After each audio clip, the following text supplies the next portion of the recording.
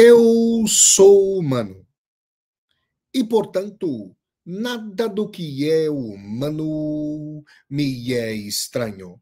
Assim falava o poeta e dramaturgo romano Terêncio, e assim falo eu, Flávio Ricardo Vassoler, escritor, professor, youtuber, nômade, fiel como os pássaros migratórios, fundador da Universidade Virtual do Vassoler e apresentador do programa Filosofia do Cotidiano na TV 247.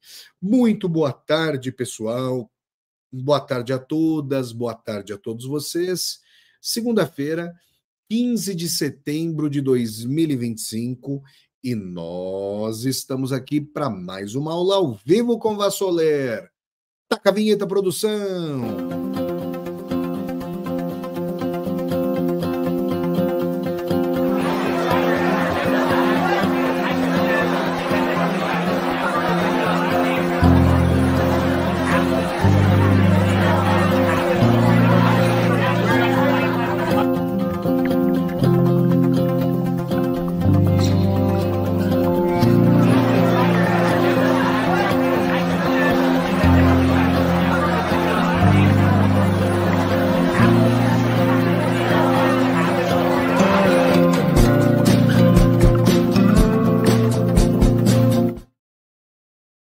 Bom, vamos lá, gente. Em mais essa aula ao vivo aqui com o Vassoler, eu quero quero estabelecer com vocês um panorama histórico-filosófico, partindo do filósofo alemão Immanuel Kant, grande filósofo iluminista alemão Immanuel Kant, e chegando ao lamentável, ao nazista presidente dos Estados Unidos, Donald Trump. E gostaria de perguntar a vocês, me pergunto e pergunto a vocês, o indivíduo racional morreu?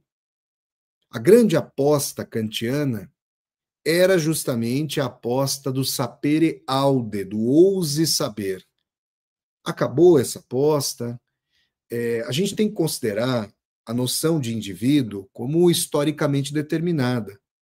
Nós estamos numa era quase pós-humana, numa era de descarte, vamos dizer assim, da capacidade humana de trabalho, com eliminação de postos de trabalho em cascata, sem a certeza de que, com essa quarta revolução industrial, postos de trabalho venham a ser restabelecidos. Então, a dimensão da solvência econômica, que no seio da divisão social do trabalho gerava o indivíduo, está questionada, né? Então, eu quero conversar com vocês, traçando um panorama do Kant até o Donald Trump, sobre a possível obsolescência, sobre a possível morte do indivíduo racional. Quais eram as apostas iluministas fundamentais e como, infelizmente, em boa medida, elas colapsaram. Vamos conversar sobre isso. É um longo panorama, lógico, eu vou estabelecer aqui mais marcos fundamentais para orientar nosso transcurso histórico-filosófico. Antes de mais nada, eu quero pedir a todas e a todos vocês que deem aqui um like no vídeo, que curtam o vídeo, que disseminem esse vídeo pelas redes sociais, para que nós possamos dialogar com cada vez mais e mais pessoas. Aqui embaixo do vídeo tem a tecla Seja Membro, vocês podem se tornar membros humanistas do canal. Tem também a tecla Valeu, para vocês poderem fazer uma contribuição financeira. Está passando aqui ao pé do vídeo, no banner azul rotativo, a chave do Pix, para vocês poderem fazer um Pix aqui para o meu canal, Flávio Ricardo Vassoler. A chave do Pix é nomade.editora@gmail.com. Eu repito, nomade.editora@gmail.com. Quem estiver aqui no chat do YouTube pode mandar um super sticker, que é uma saudação paga, um super chat, que é uma pergunta paga, e eu vou agradecer muito a vocês. Acessem também o site, aqui, ó, www.universidadedovassoler.com.br. Pessoal, o nosso querido filósofo alemão Immanuel Kant, Nasceu, viveu e morreu numa linda cidade, hoje pertencente à Rússia, aliás, desde o fim da Segunda Guerra Mundial, a cidade de Königsberg. Aliás, o estado de Königsberg hoje é antikantiano por excelência. Por quê, Vassoler? Königsberg é um esclave. O que é isso, Vassoler? No final da Segunda Guerra Mundial, o território da União Soviética compreendia os países bálticos, a Bielorrússia, que ainda hoje é um país satélite da Rússia, e a Polônia era um estado satélite da União Soviética. Não era pertencente à União Soviética, mas fazia parte da chamada Cortina de Ferro. Então, Kaliningrado, que é uma cidade que fica à beira do Mar Báltico, estava nas cercanias do domínio do socialismo real sob o tacão da União Soviética. Os alemães haviam sido expulsos ao fim da Segunda Guerra, e só que hoje a Lituânia é um país pertencente à OTAN, a Polônia também é um país pertencente à OTAN, ambos têm hostilidades com a Rússia. Esse corredor Suwalki que liga Kaliningrado à Bielorrússia é um local altamente problemático. A Finlândia e a Suécia voltaram a fazer parte da OTAN, de modo que o Mar Báltico hoje é chamado de Mar da OTAN. E Kaliningrado está toda cercada pela iminência da guerra e ela própria está eivada de ogivas nucleares. E já houve, inclusive, um oficial dos Estados Unidos dizendo que Kaliningrado poderia ser retomada. Aí nós teremos uma guerra nuclear, caso algo dessa magnitude seja estabelecido. Por que isso é eminentemente antikantiano? Porque a racionalidade que o Kant via florescer com o iluminismo para os indivíduos poderia levar, nessa que talvez tenha sido a maior utopia kantiana já pensada, embasada pelo imperativo categórico ético, poderia levar à paz perpétua. E, como eu estou mostrando para vocês, a situação atual de Kaliningrado é uma situação de guerra iminente. O que aconteceu? Bom, são muitos fatores, né? A gente vai sobrevoar um processo longo. A gente está falando aí de 200 anos, mais de 200 anos do Kant até o nazista Donald Trump. Vamos entender esse processo.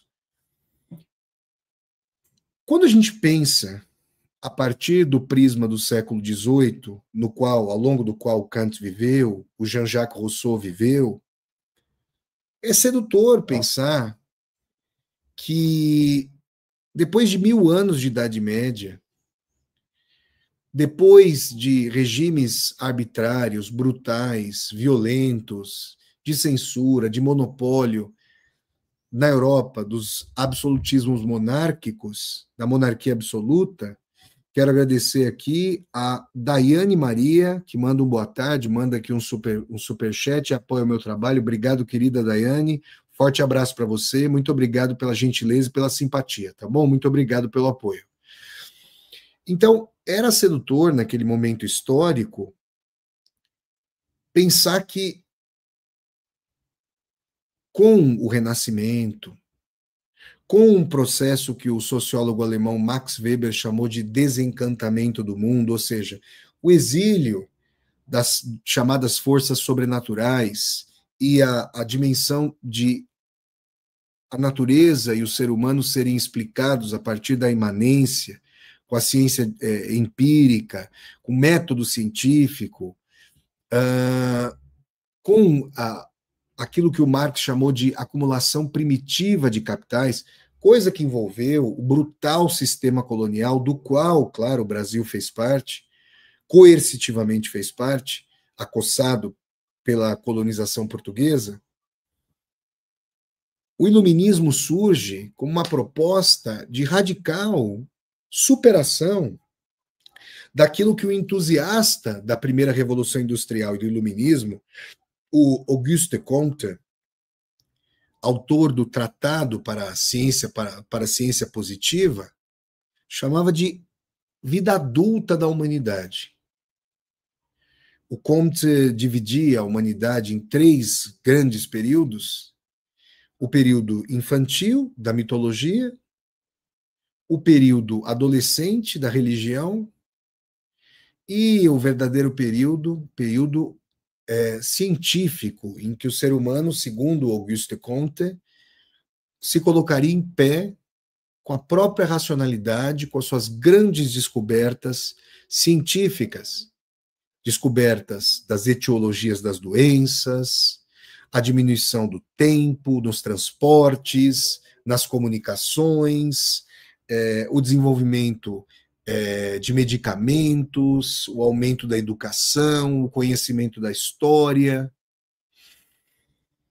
E quando a gente pensa como Rousseau, no sentido de que foi a barbárie, foi o obscurantismo, foi a deseducação, foi a ignorância que impediram, todos esses fatores que impediram o grande e o livre e o potente desenvolvimento das pessoas, e com a educação e com a racionalidade, com o desenvolvimento da educação, com o despertar racional das pessoas, seria possível romper com os regimes arbitrários, brutais, de racionalidade instrumental, ou seja, voltada só para os egoísmos e interesses das cúpulas dominantes.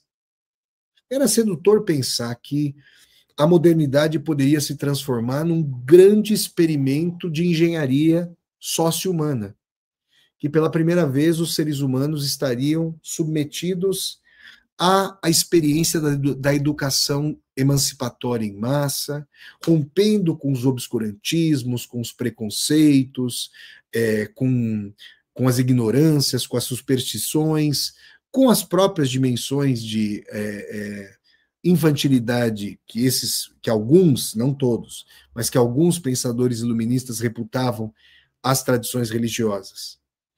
Então, o Kant, especificamente, é muito influenciado por esse pensamento russoniano de pujança da educação, da origem da desigualdade entre os homens com relação à propriedade privada. Então, o Kant tem uma pegada russoniana importante.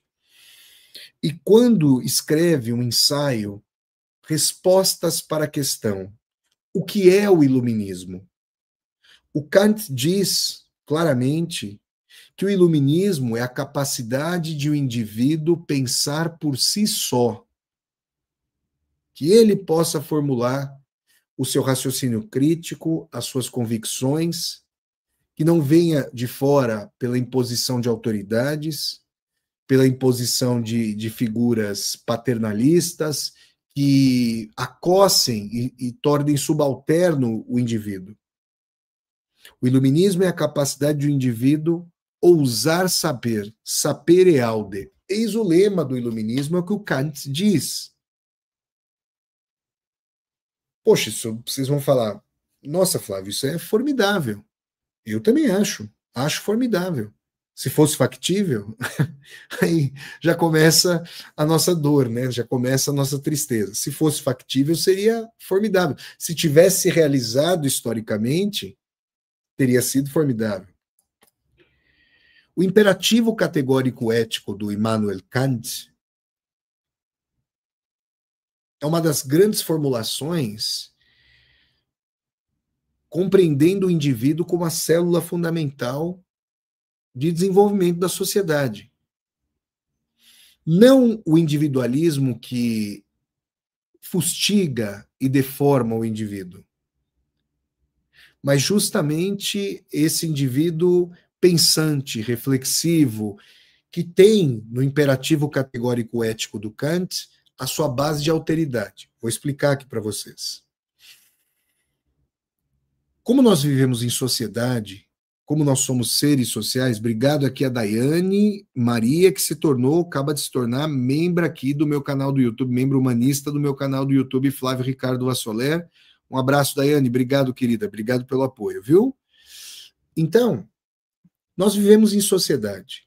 Vocês sabem que recentemente eu li uma reportagem sobre um experimento de um arqueólogo.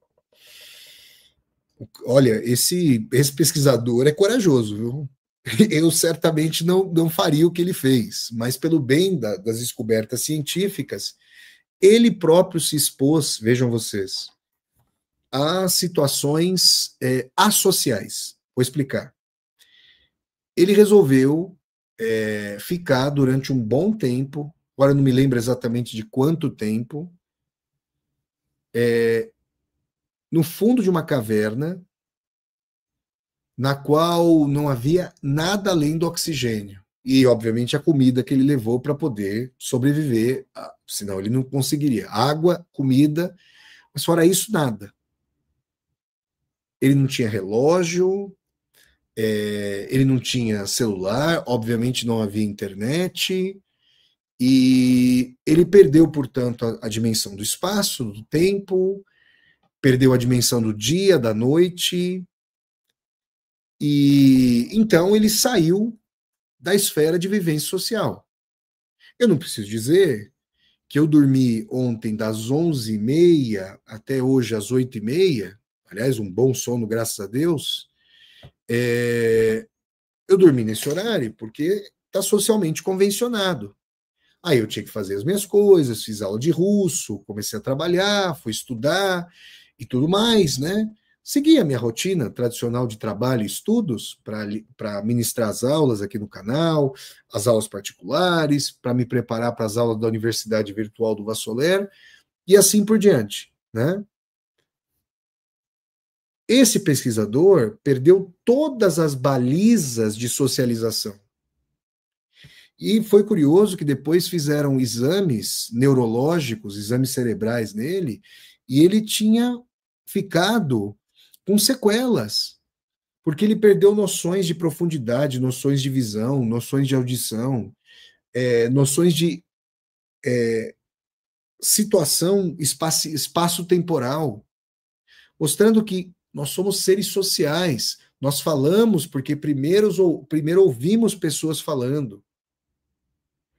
Nós só escrevemos porque fomos socializados para a escrita. Nós temos as nossas faculdades em correlação com o outro. Por mais que sejamos socializados contra os demais, nesse tipo de sociedade individualista, competitiva, violenta, exclusivista, iníqua, desse turbocapitalismo neoliberal, nós somos seres sociais. E esse experimento feito por esse cientista, desconfigurando as categorias da nossa socialização cotidiana, pôde mostrar os efeitos até fisiológicos da ausência de mediações sociais para a nossa vivência cotidiana. Portanto, o imperativo categórico ético do Kant é importante para a gente pensar o seguinte: se eu ajo e ajo em sociedade, é importante que eu o faça de modo a saber que a minha ação pode ser emulada, copiada, mimetizada, remedada, quantos verbos vocês quiserem no participo passado, por outrem. O que eu faço aqui,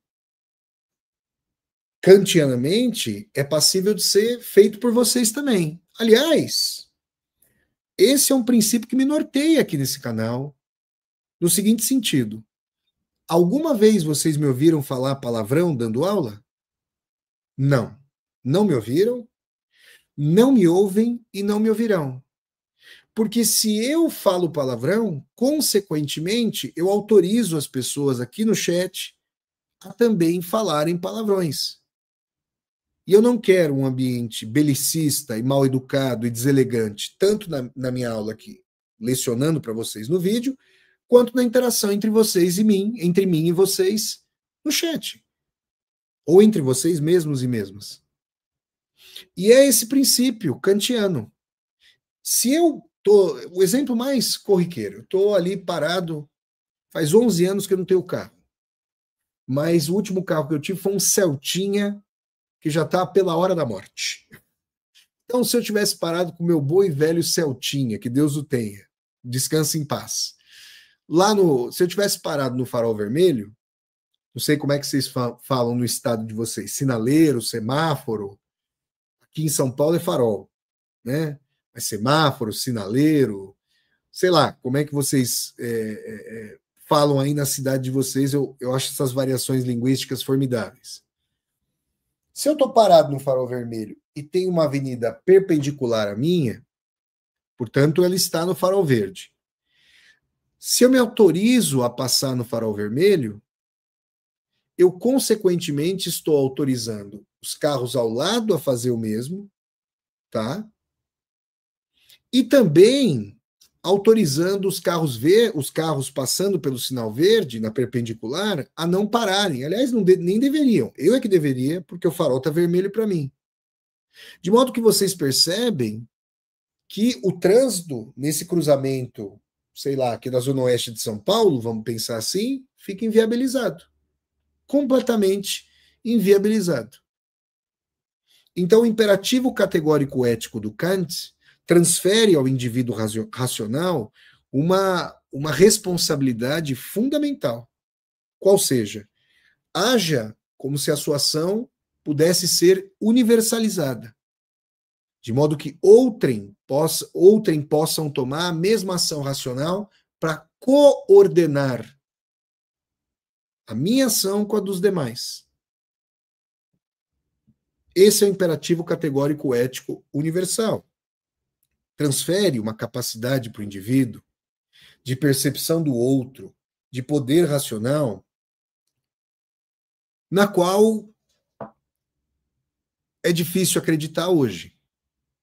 E aí vem as várias questões que nós podemos passar para o Kant até chegarmos aí ao nazi-fascista, ao nazista Donald Trump. Porque esse pressuposto do imperativo categórico ético do Kant, balizando as nossas ações individuais, se levado às últimas consequências na relação entre os países, poderia levar à paz perpétua.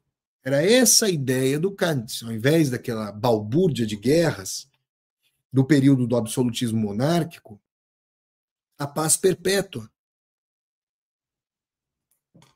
Pois bem, gente, depois de Kant, nós tivemos Schopenhauer, Nietzsche, Dostoiévski, Freud, o neocolonialismo, a Primeira Guerra Mundial, a Segunda Guerra Mundial. Nós tivemos Hiroshima e Nagasaki, os gulags soviéticos, nós tivemos os campos de concentração nazistas. Hoje temos medo de uma potencial guerra nuclear a partir da Europa.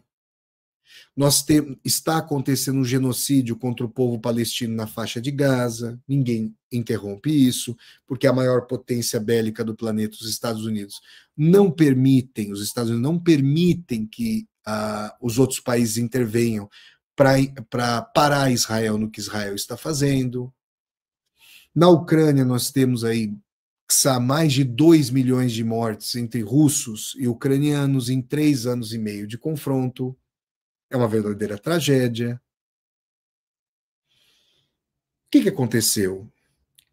A gente pode dizer que o Nietzsche, o Schopenhauer, o Dostoiévski e o Freud, esses 4 cavaleiros aí do Apocalipse, vamos chamar assim, eles balizaram e matizaram muito a crença na mera capacidade racional do ser humano, que não é pequena, que realmente revolucionou a face da Terra.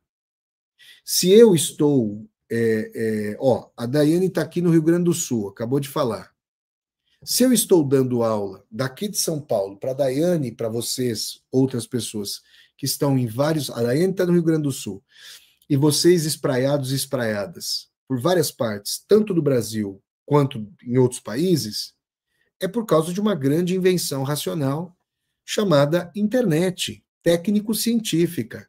Eu estou usando um computador para ministrar essa aula, tem a rede mundial de computadores, a internet passando por aqui com Wi-Fi, não tem nem cabo aqui, né?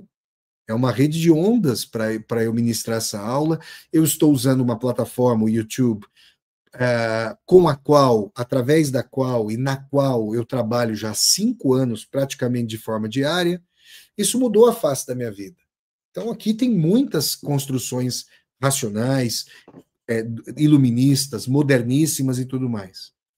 Por outro lado, uma conceitualização importante do Freud, que o Freud chamou de a terceira ferida narcísica da humanidade, qual seria a primeira?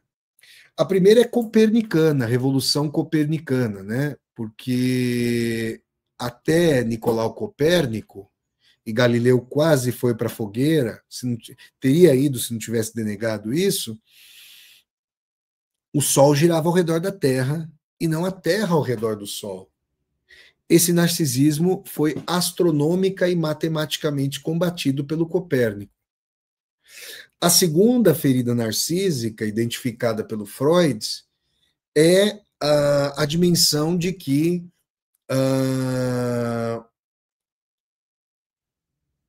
o ser humano não foi, segundo Charles Darwin, não foi criado por Deus, ele é fruto de um processo de evolução natural das espécies, que não é teleológica, segundo Darwin, e que passa por uma série de processos de mutações, de casualidades, do processo do acaso, de combinações, recombinações, e o ser humano não é uma espécie especialíssima, nem no cosmos, nem entre o reino dos seres vivos.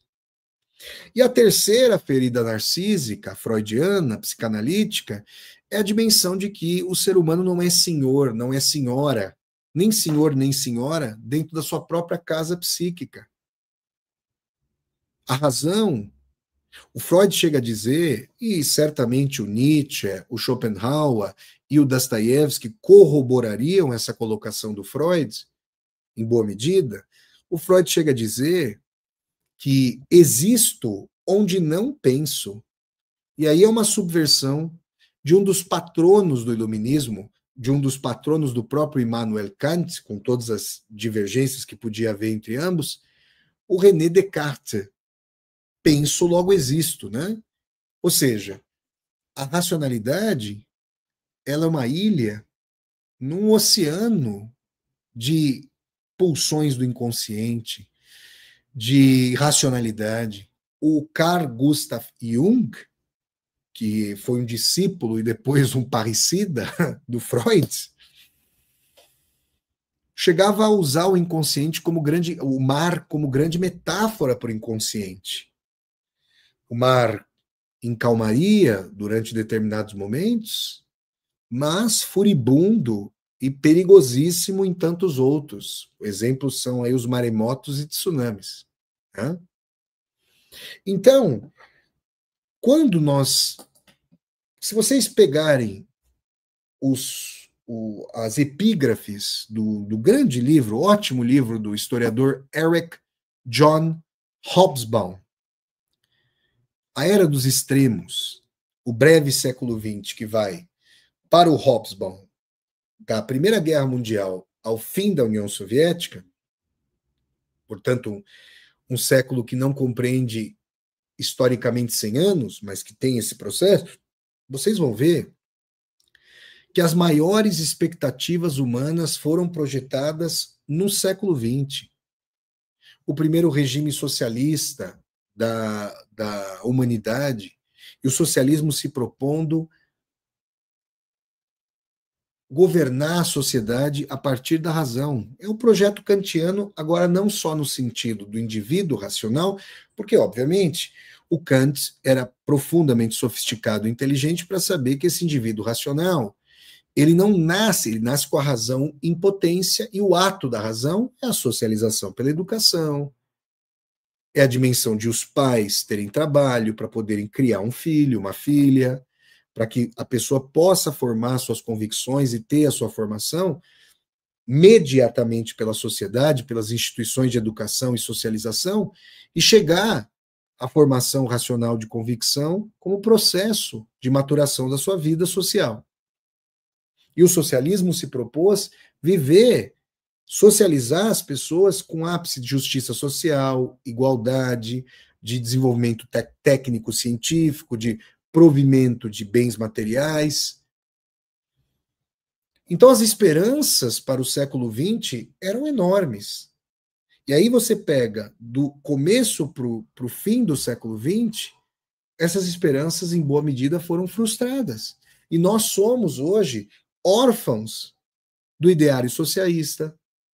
Nós vemos que a capacidade de manipulação desses indivíduos, cuja existência racional e social pode sim ser questionada, pessoas, ao invés de formarem as suas próprias convicções com categorias cognitivas, intelectuais mais profundas, pessoas que historicamente foram muitas vezes manipuladas por propaganda, propaganda política, propaganda publicitária, por religiões, pessoas que sim tiveram um nível intelectual aumentado, até porque enquanto o trabalhador e a trabalhadora eram absorvidos em massa, precisavam ter uma formação ainda que técnica para operar máquinas, sistemas produtivos.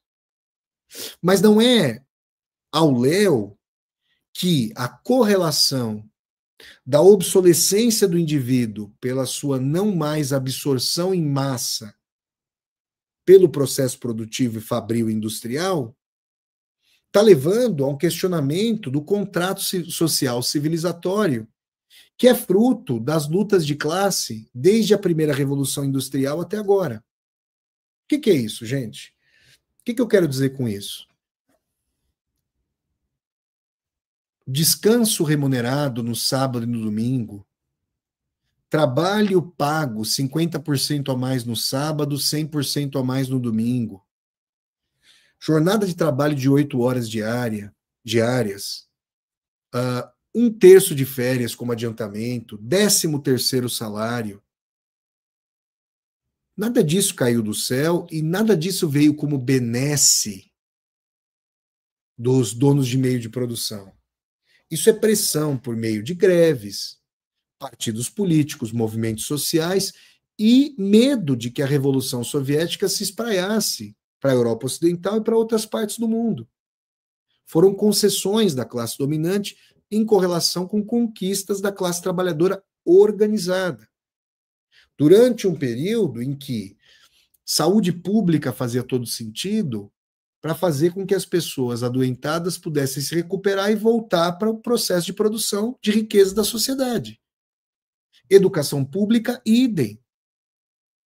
Vocês estão percebendo? São conquistas societárias relacionadas ao pensamento de que o indivíduo deveria ter acesso a benesses para prosperar intelectual e, portanto, materialmente, melhorar de vida, ascender de classe social. Esse é o canto de Circe do capitalismo, como nós sabemos. Só que nós sabemos que hoje os bolsões industriais não estão aqui na América Latina, mesmo na Europa e nos Estados Unidos, estão na Ásia. O capitalismo vem se desindustrializando, ele vem empregando cada vez mais inteligências artificiais, tecnologia de automação para substituir pessoas que se tornam economicamente obsoletas.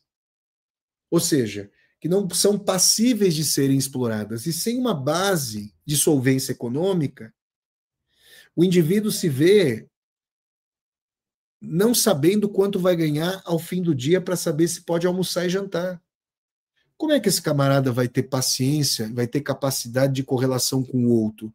Ele se sente completamente abandonado para se perfazer em sociedade com os parâmetros coisificados da publicidade em termos de aparência, formato, cor do dente, formato do corpo, performance e não relações sexuais, mas performances sexuais. Tudo isso, com essa coisificação, torna o indivíduo combalido e descartável para o processo social. As pessoas se descartam nas relações. A mudança importante e emancipatória dos valores em termos de libertação sexual, sobretudo para as mulheres, tudo isso muito importante, vem junto de um processo em que o masculinismo, no sentido da hipercompetitividade do mercado de trabalho, afeta a todos, estilhaçando a capacidade das relações humanas, das interações, do afeto, da fraternidade, da troca de carinho, do comprometimento. Cada pessoa se vê como uma unidade fabril hipercompetitiva, a ser ouvida e vista, e a não ver e a ouvir. A alteridade está rompida. Já o Nietzsche, lá atrás, quando pensou sobre o imperativo categórico ético do Kant, o pôs em questionamento, em enorme medida, porque o Nietzsche já duvidava, leitor de Dostoiévski, que era, e também de Schopenhauer, dessa pura e mera capacidade racional, correlacionada com tantas inconsistências, incongruências, paradoxos, contradições constitutivos do ser humano. Gente, você pode conhecer uma pessoa há muito tempo, quer dizer, sei lá, quando eu penso no meu pai, na minha mãe, com quem eu convivi a vida inteira, que Deus os tenha, não estão mais aqui, muitas vezes só de me olharem e só de eu olhar para eles, nós sabíamos reciprocamente o que queríamos. Mesmo assim, por vezes havia certos ruídos de comunicação do tipo, não entendi, não sei o que você está querendo dizer. E são pessoas que conviveram a vida inteira.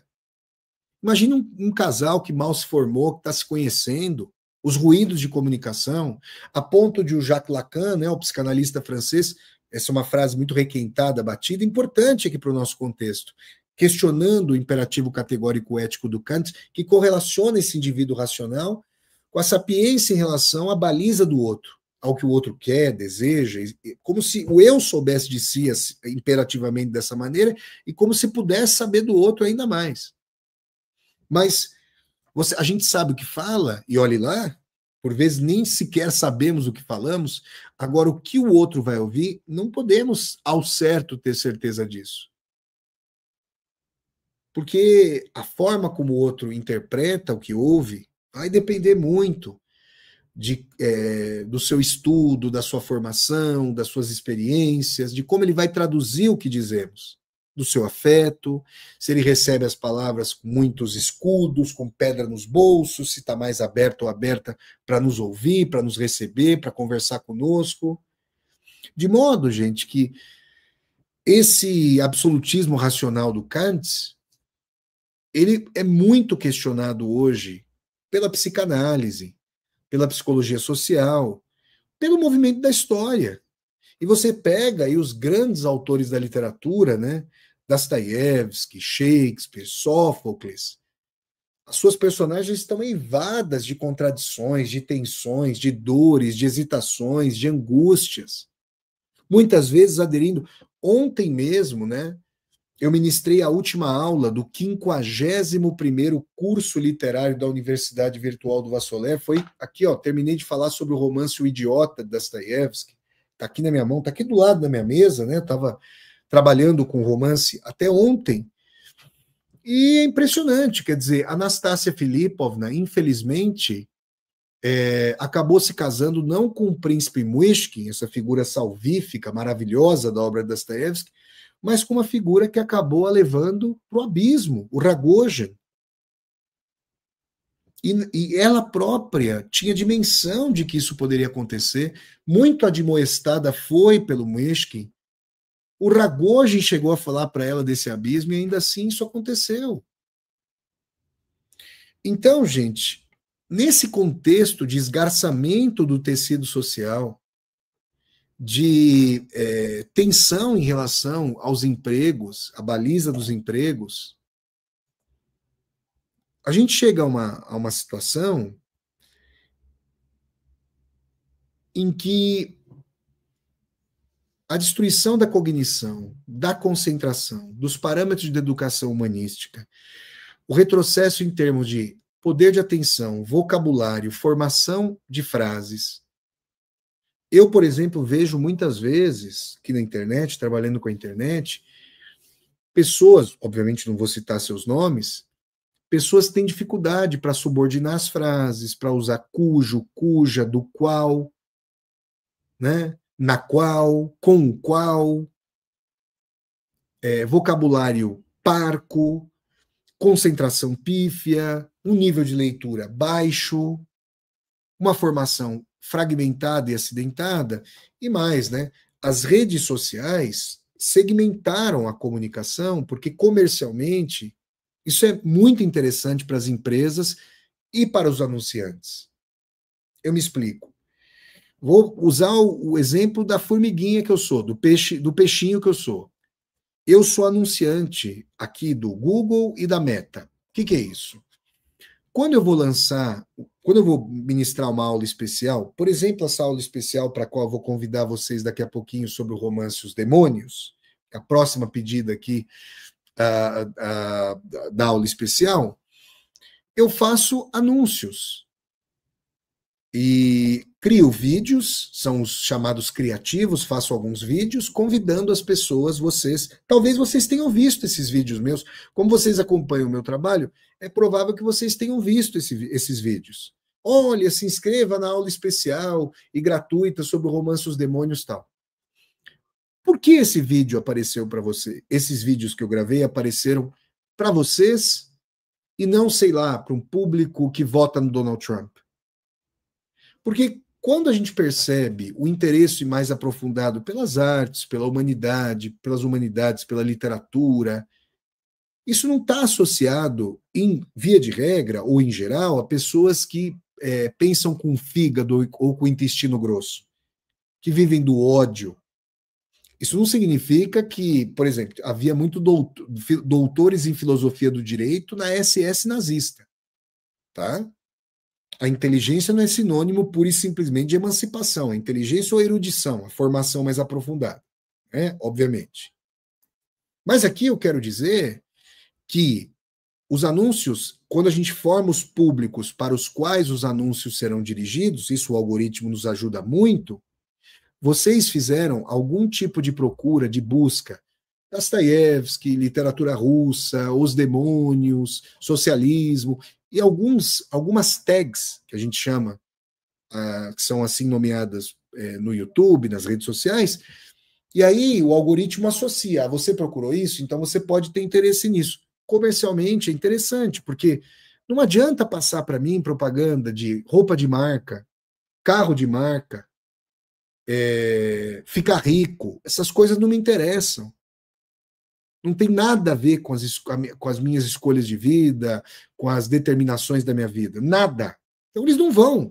Alguém que está fazendo anúncio aí desse tipo de coisa não quer falar comigo. E eu quero falar com pessoas que cultivam a inteligência, a profundidade, o estudo das humanidades, da literatura. Então, você tem essa segmentação que, no sentido dos negócios, pode fazer até sentido, e faz mesmo. Porque chega para mim, chega para vocês, aquilo que nos interessa. Só que, em termos de segmentação de informações e formações, isso pode ser, se é bom comercialmente, por um lado, pode ser muito pernicioso politicamente, ideologicamente, filosoficamente, por outro. Porque você começa a receber informações com seu viés de confirmação, com a sua bolha, o seu bunker. E aí, se você tem um déficit de formação intelectual, pouca educação, se sente frustrado e, aliás, até legitimamente frustrado por um desempenho social acidentado, fragmentado, brutalizado por esse tipo de sociedade que destrói direitos sociais e econômicos, ao invés de questionar a sociedade e o sistema, não o sistema da Rede Globo comunista, como a extrema-direita completamente desorientada o diz, mas o sistema dos banqueiros, dos grandes industriais concentradores de renda, das big techs, essas para as quais eu trabalho, por exemplo, ao invés de voltar essa energia contra esses concentradores de renda que podem se tornar dentro em breve não só bilionários, como se fosse pouco, trilionários, o viés de confirmação dos ódios, dos ressentimentos podem fazer com que pessoas se voltem contra imigrantes, os mais pobres, comunidade LGBTQIA+, as mulheres, vide a série Adolescência, sobre a qual já falei aqui no meu canal do YouTube, Flávio Ricardo Vassoler, e aquela capacidade racional, cognitiva, intelectual, de que o Kant falou, fica completamente solapada. E a gente vê o comportamento de manada, que é o anticomportamento racional iluminista pelo qual propugnava o Kant, muito disseminado hoje. Quero agradecer aqui ao Casemiro, que manda aqui um super sticker e apoia o meu canal do YouTube Flávio Ricardo Bassoler. Muito obrigado ao Casimiro. Agradeço o apoio, amigo. Muito obrigado. Então,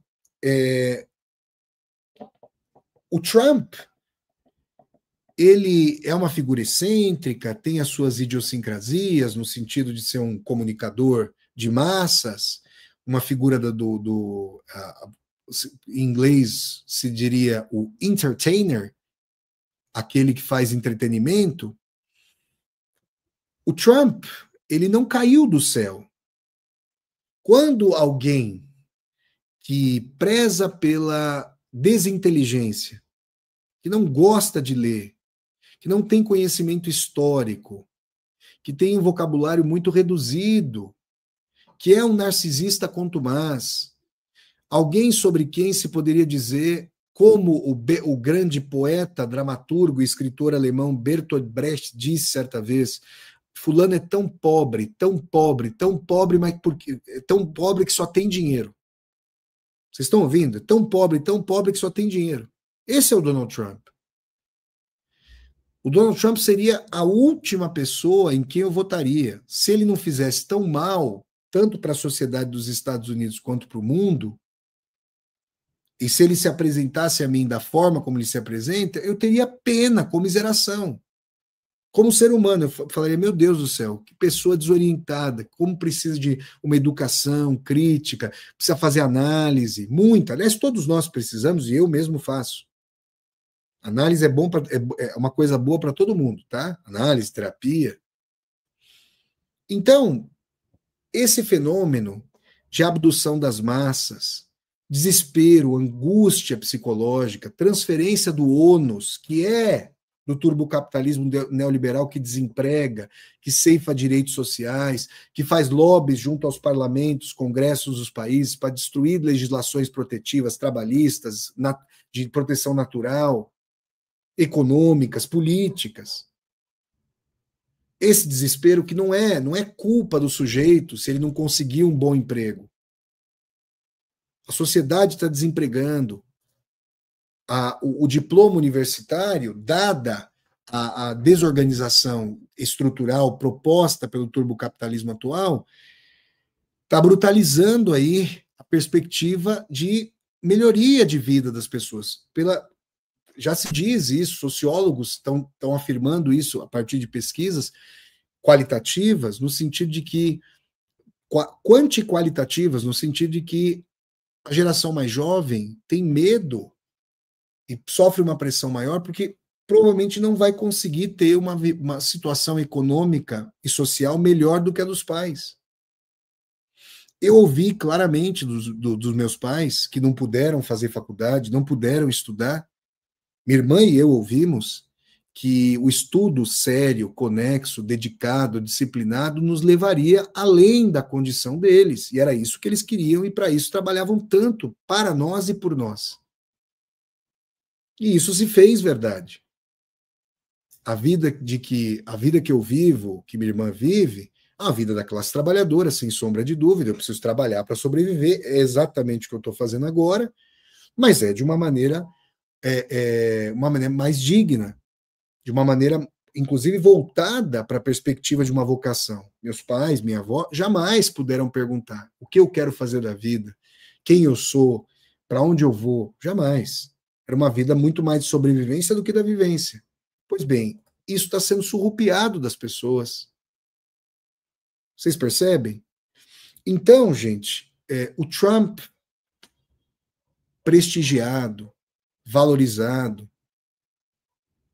ele o é não a partir pura e simplesmente de uma lógica alienígena que vem lá de Marte, da Lua.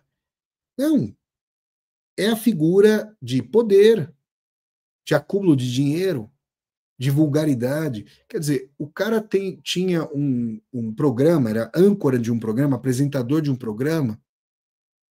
Agora, teve a versão brasileira desse programa, lamentável, e ele tinha a função de contratar ou demitir as pessoas, e as pessoas nas suas casas ouviam o mantra do Trump: You are fired. Você está demitido.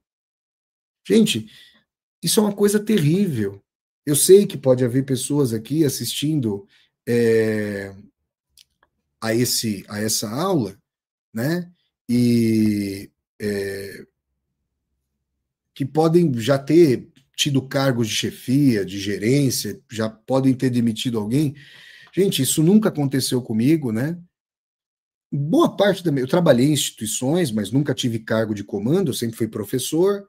E na maior parte da minha vida, na verdade, eu trabalhei autonomamente, seja como professor particular, seja como agora com a Universidade Virtual do Vassoler, com os cursos literários que eu ministro, aqui no meu canal do YouTube. Estou trabalhando agora na TV 247, né? Já faz, inclusive, quase 5 anos que eu trabalho ali na TV 247. Graças a Deus, eu nunca demiti uma pessoa. E eu não estou dizendo que não possa haver casos de justa causa em que as demissões possam estar justificadas, mas seria uma coisa terrível. Porque eu sei, meu pai já foi demitido, eu sei o desespero que ele passou, né, para conseguir sustentar junto com a minha mãe a nossa família. Quer dizer, é uma tragédia. Você não demite só aquele funcionário, aquela funcionária, você demite uma família. Você está pondo no olho da rua uma família. É um desespero. Você pode modificar todo o transcurso de vida daquelas pessoas. Então, o desespero das pessoas é muito grande em face da falta de perspectiva, dos baixos salários, da contratação muito menos massiva pelo capitalismo atual, aquela imagem, aquele filme Tempos Modernos do Chaplin, do Charlie Chaplin, não é mais atual. A gente precisa historicizar a categoria de trabalhador. Aquele trabalhador não existe mais. Era o meu pai na linha de produção, era minha mãe. Meu pai era metalúrgico, minha mãe era digitadora, minha avó era costureira. Eles não existem mais. São máquinas que estão fazendo esse trabalho hoje, em boa medida. Então, o indivíduo, como célula reflexiva e socialmente solvente na sociedade, precisa ser, é uma categoria a ser historicizada. E ainda, se a gente for pensar, existe a questão do pós-humano. Quer dizer, a vinculação da biologia com a artificialidade inteligente, a inteligência artificial, a biologia sintética. Parece um contrassenso, porque biologia é vida e vida material, vida humana ou animal, é vida biológica, mas biologia sintética no sentido de atribuir uma inteligência de computador, de máquinas, para o cérebro, e gerar seres pensantes. Veja, isso faz com que os desafios do Kant até o Trump sejam os maiores possíveis. Olha aqui, a Rita fala assim, ó, Vassoler, ainda bem que o viés de confirmação da internet me traz você e também a sua narrativa tão esclarecedora. No entanto, toda vez que te ouço, também me traz muitas preocupações. Obrigado, Rita, pela sua colocação. Rita, e se vocês aqui comigo estão assistindo a essa aula, se vocês estão participando aqui. Gente, eu não estou aqui para fazer... Olha, está chovendo aqui em São Paulo, hein? E está chovendo aqui em São Paulo, gente. Ou não está chovendo, mas pelo menos parece que nublou bastante aqui o tempo. Eu não estou aqui, gente, para, obviamente, enganar as pessoas, para fazer análises edulcorantes. Eu estou aqui para fazer percepções da realidade, análises histórico-sociais, histórico-filosóficas, com uma aula como essa, da realidade. Eu me dedico aqui aos estudos, eu leio uma série de livros, eu assisto a palestras, eu leio reportagens, eu procuro captar, como um caçador de borboletas, digamos, eu procuro captar o espírito do tempo, o espírito da nossa época, eu procuro saber para onde a nossa época está indo. E essas questões são prementes. Então, quando a classe trabalhadora vota, ou a classe desempregada ou precariada, né? A classe precária vota num ceifador de direitos econômicos, sociais, direito de cidadania, como Donald Trump, a desorientação e a abdução política e o voto com a irracionalidade, os afetos do ódio, da ignorância, a noção de que é preciso negar a si próprio, se eu sou estrangeiro, por exemplo, se eu sou um imigrante que tenho documentos, eu quero negar a situação dos imigrantes indocumentados. Porque aí, pelo individualismo, pelo egoísmo, eu já consegui o meu, problema do outro que não tem. Vocês estão ouvindo isso? O Trump disse que reconhecia os votos que recebeu da comunidade hispânica. Então não perdem por esperar quem votou nele dessa comunidade. Hoje são os indocumentados, amanhã são eles. Vocês estão percebendo? Então, não é possível. O título dessa aula, o indivíduo racional morreu. Olha, gente, se não morreu, em boa medida morreu, no mínimo está em coma, tá? E a própria categoria de indivíduo deve ser questionada. A gente deve pensar, gente, histórico-materialmente, ou seja, nenhuma categoria fica pairando nas nuvens, nem as nuvens pairam eternamente, o vento, elas dão cambalhotas ao sabor do vento, não é isso? Então a gente precisa olhar as categorias historicamente. O indivíduo é aquele que, da divisão social do trabalho, ganha especificidade no seu trabalho e se mantém, achando que só com a sua força de trabalho. Gente, se houver uma crise econômica séria e profunda no Brasil, no mundo, a gente já sabe o que aconteceu em 1929, a gente já sabe o que aconteceu em 2008. Setores inteiros da divisão do trabalho colapsam e colapsa a capacidade econômica do indivíduo também. As pessoas ficam desempregadas. Ou vocês já não viram aquelas filas terríveis, tristíssimas, a partir da destruição do capitalismo dos Estados Unidos em 1929, isso afetou o mundo inteiro, as filas do sopão, gente. Pessoas desempregadas fazendo fila com pote na mão para comer sopa, porque não tinham o que comer. Percebe? Então, é uma situação, gente. E, de outro lado, as redes sociais, e aí tem esse vetor inexorável. O Guilherme Boulos fez uma indicação de um livro com resultados de pesquisas recentes sobre as redes sociais. Eu quero ler esse livro e fazer uma resenha aqui para vocês. Eu vou comprar o livro que ele indicou e, assim que possível, eu vou lê-lo para falar aqui com vocês a respeito dele. Porque as redes sociais, eu quero sugerir, vocês querem aumentar a capacidade de concentração? Isso era óbvio na minha época, mas também privilégio de poder estudar sem trabalhar durante a faculdade. Eu passava 3, 4, 5 horas seguidas numa biblioteca, e ainda faço isso hoje em dia aqui em casa, lendo um livro. E na época da faculdade, para aumentar a capacidade de abstração e concentração, eu tinha um dicionário de filosofia, de sociologia, um dicionário de português para aumentar meu vocabulário. Eu não ficava abrindo 40 abas, não tinha internet portátil naquela época. Eu não estou dizendo que isso não é algo bom, mas a gente precisa realmente... Você vê, a Finlândia e a Suécia, que ganham índice de educação há muito tempo, estão na contramão do emprego das tecnologias dentro das escolas. Estão voltando aqui, ó, o caderno, lápis, você precisa ver a letra, você precisa formar a imagem no teu cérebro, você precisa ter o foco de concentração voltado. Por quê? Você não fica mais de 1 minuto, ó. Você tem uma plataforma que só tem vídeo de 1 minuto, sua atenção não se mantém, então você não consegue formar um juízo crítico profundo da realidade.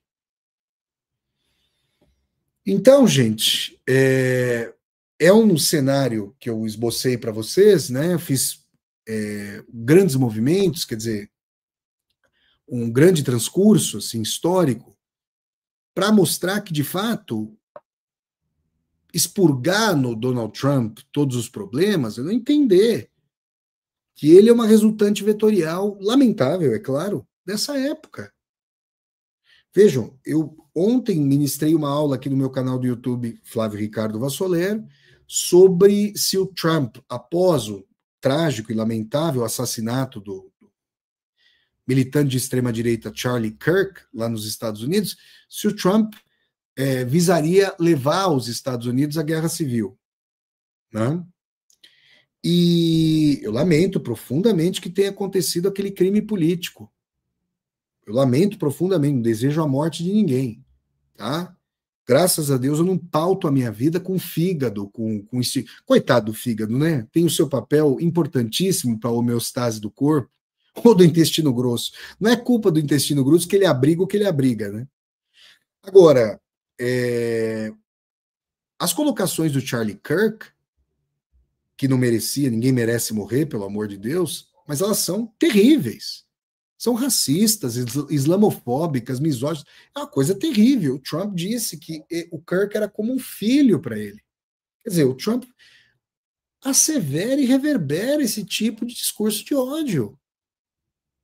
E pessoas cujos interesses estão completamente solapados, pessoas pauperizadas, dopadas nos Estados Unidos, estão votando num bilionário achando que o bilionário vai cortar imposto e vai fazer mais emprego, e vai concentrar mais renda. Bom, então, gente, não engasga, né? Engasga profundamente essa dimensão de que o sujeito racional ainda respira e caminha altaneiro por nossa época. Não é verdade, gente. É uma época que traz medo para nós, que traz insegurança, né? Quero agradecer aqui a nossa querida Rita Batista, que se tornou membro aqui do meu canal, membro humanista do meu canal Flávio Ricardo Vassolera. Um abraço para Rita, tá? Então, gente, podem ter certeza que eu não tô contando carneirinhos quando eu tenho um bom sono. Graças a Deus eu durmo muito bem, né? Isso é importante, gente. Beber muito pouco, não fumar, né?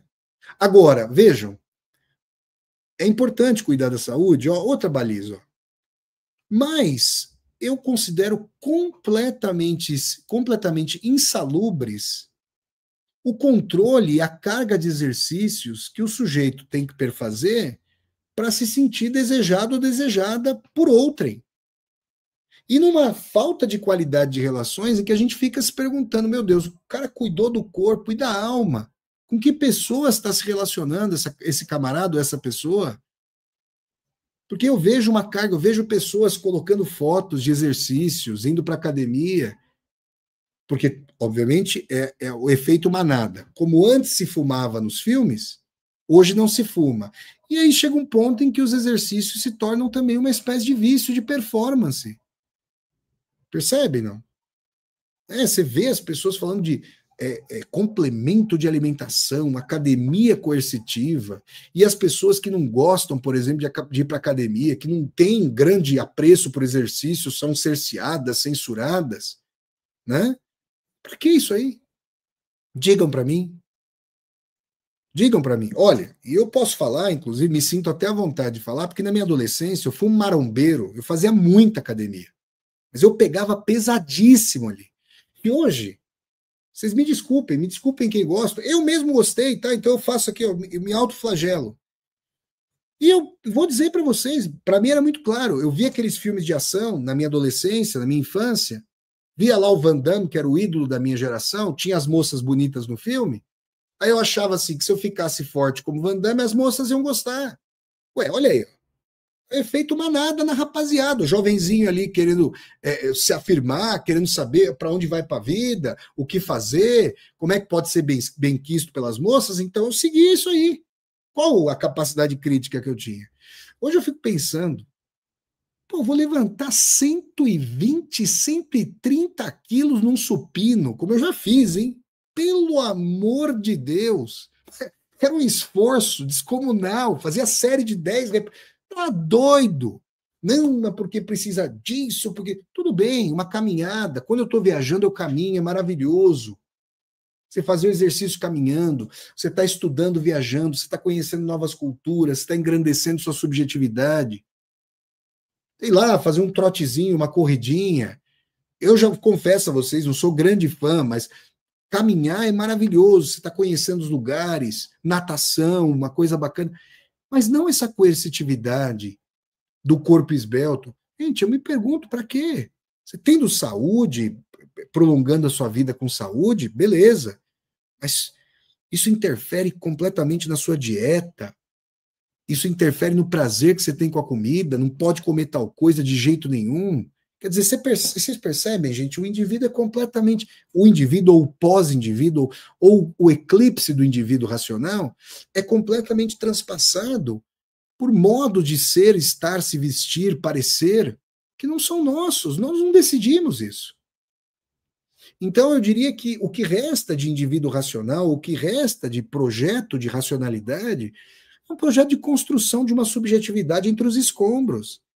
De pessoas que vão falar, ó, se eu vou fazer uma coisa, eu vou submeter ao crivo dos meus gostos, da minha racionalidade, do sentido para a minha vida, para saber se eu vou para isso ou não.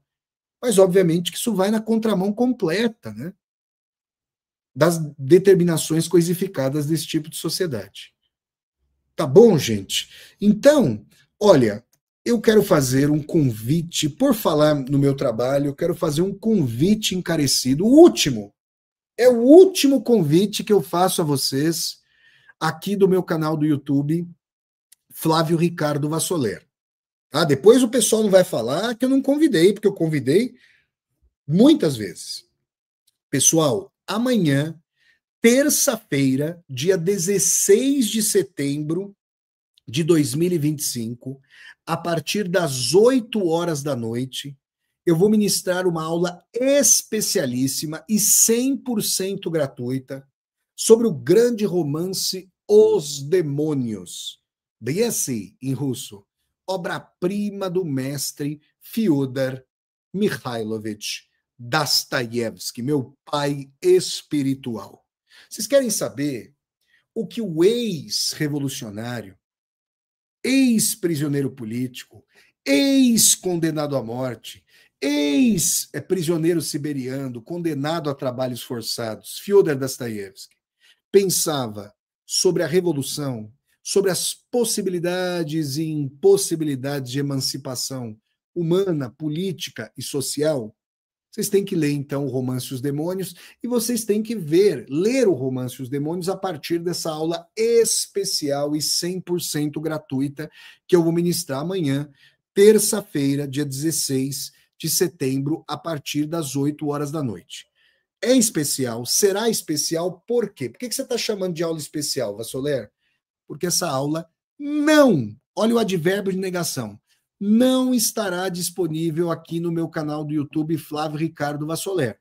Ela só estará disponível para quem se inscrever nela gratuitamente. Vamos lá, então? Vassoler, como é que eu me inscrevo nessa aula sobre o romance Os Demônios de Dostoiévski, aula especial e gratuita? Vamos lá.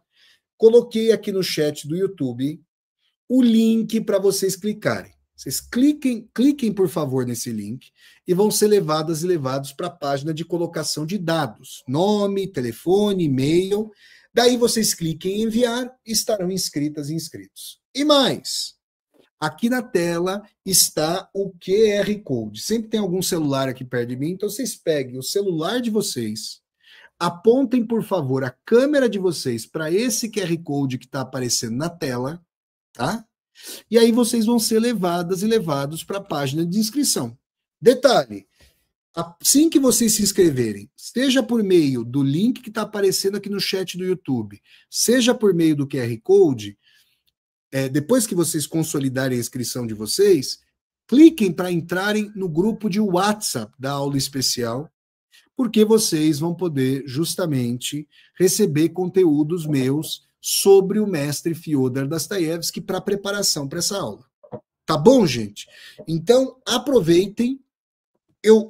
Essa é a última aula que eu ministro antes da aula especial de amanhã, portanto, eu espero contar com todas e todos vocês como alunos e alunas nessa aula especial sobre o romance Os Demônios. QR Code na tela, link aqui no chat do YouTube, eu espero receber a todas e a todos vocês. É isso então, gente. Muito obrigado a todas e a todos vocês pela audiência aqui a mais essa aula ao vivo com Vassoler. Eu peço que vocês deem aqui um like no vídeo, curtam o vídeo, disseminem esse vídeo pelas redes sociais para que nós possamos dialogar com cada vez mais e mais pessoas. Aqui embaixo do vídeo tem a tecla Seja Membro, vocês podem se tornar membros humanistas do canal. Tem também a tecla Valeu, para vocês poderem fazer uma contribuição financeira. Está passando aqui ao pé do vídeo, no banner azul rotativo, a chave do Pix, para vocês poderem fazer um Pix aqui para o meu canal, Flávio Ricardo Vassoler. A chave do Pix é nomade.editora@gmail.com. Eu repito, nomade.editora@gmail.com. Se inscrevam aqui no canal e toquem a sinetinha para vocês poderem receber as notificações. E acessem também o site www.universidadedovassoler.com.br. Tá bom, gente? Finda mais uma aula com Vassoler. Taca a vinheta, produção!